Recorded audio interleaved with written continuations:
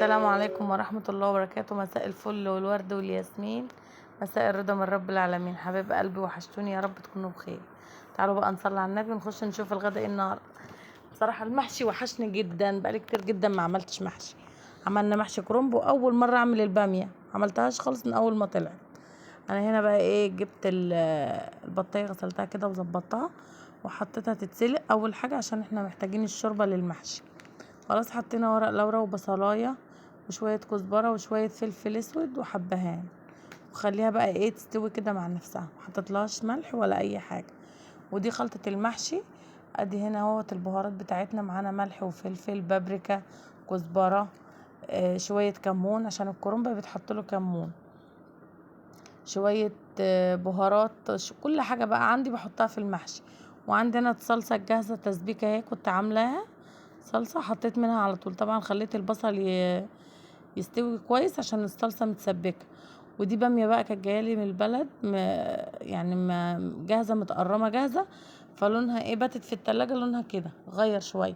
وكرنب كمان كان جايلي مسلوق من البلد، يعني كله كان جايلي جاهز. عملت كل حاجة تاني يوم. هنا بقى حطيت معلقة سمنة كده وشوية زيت، وشوحت اللحمة عشان هنعمل البامية بقى. وحطيت عليها برضو فلفل اسود وبهارات وبابريكا وشوية كزبرة، طبعا ما فيش ملح.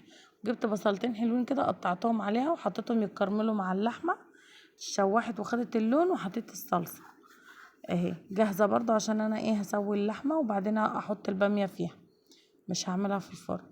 انا عملت الصلصة اهي وحضرت خلطة المحشي. طبعا بصوا، في البلد معرفش اللي بيقطعوا الورق صغير، انا بحب الورقة بتاعت الكرنب كبيرة، بقيت احط ورقتين على بعض عشان احس بطعم الكرنب. الصراحة الكرنب كان وحشني جدا، انا مثلا ما عملتش كرنب من قبل رمضان. انا كان جاي لي كرنب برضو مسلوق، كنت شايلاه في الفريزر. الطريقة اللي انا وريتها لكم ان انتوا تخلوا المية تغلي وتحطوا الكرنب وهو لسه طالع من الفريزر اكنك لسه سلقاه فريش. هنا طبعا خلصت المحشي وحطيت صلصة من بتاعة المحشي، كنت شايلة شوية، حطيت على وش الكرنب ودي شوربة البطاية اتسلقت. هسقي بقى المحشي واسيبه يستوي، وكمان نرجع تاني مع بعض نشوف بقية الاكل اللي احنا بنحضره. هنا بقى كده خلاص، سقيت المحشي اهو وغطيت عليه عشان يستوي مع نفسه كده اهو، اديته كفايته من الشوربة.